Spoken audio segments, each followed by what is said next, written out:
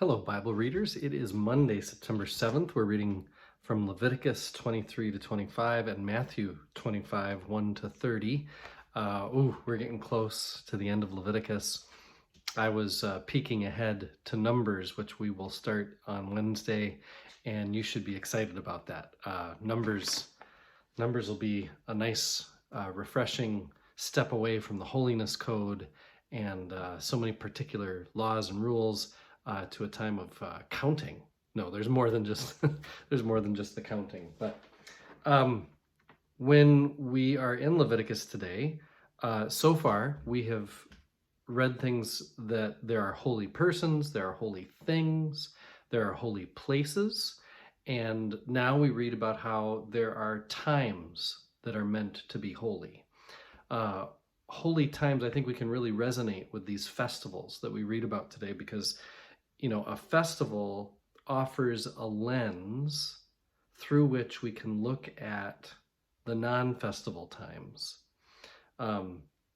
as much as a wedding or Thanksgiving or any special kind of extraordinary moment is special and a super fun time.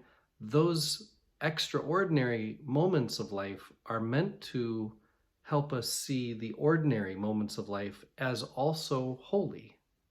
And so that's what a festival is meant to do in Jewish life as well.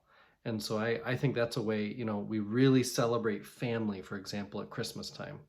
Well, that's meant to paint colors of holiness onto every day that family is able to gather.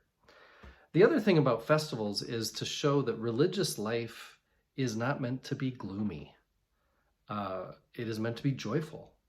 That a part of Scripture would lift up how the community is to celebrate together and enjoy each other's company. That may come as a surprise to many who view, sorry, the dog's barking, who view religious life as kind of drudgery and lots of have-tos. In chapter 25, this is a very interesting concept. Every 7 years and every 7 times 7 years, there is this Sabbath from debt, from owing each other.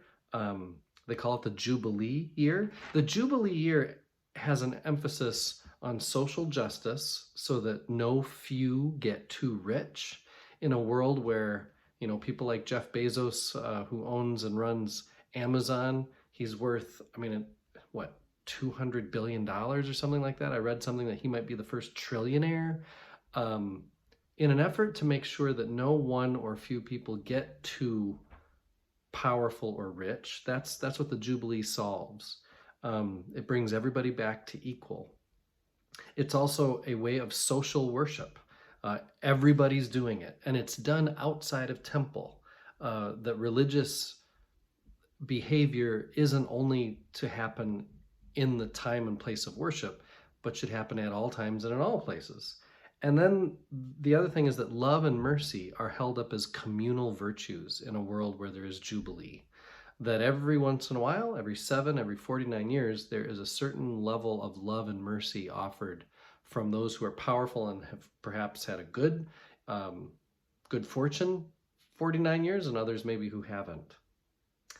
In Matthew, just to name a couple things about the 25th chapter, this 10 maidens story, some think it's an allegory where every single thing represents something very particular and every single word should be taken to represent something very particular. Others think there's some allegorical pieces to it, but don't take every word.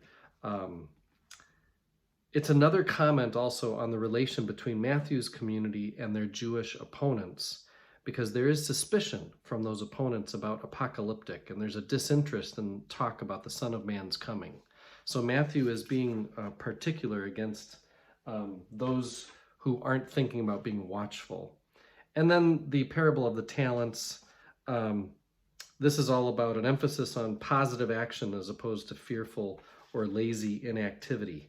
The return of the master, the accounting that the master will have, are essential aspects. They should not be forgotten, that there will be a time of accounting. And so we continue on through Matthew. I am one with my God. My God is with us, all of us, at all times and in all places.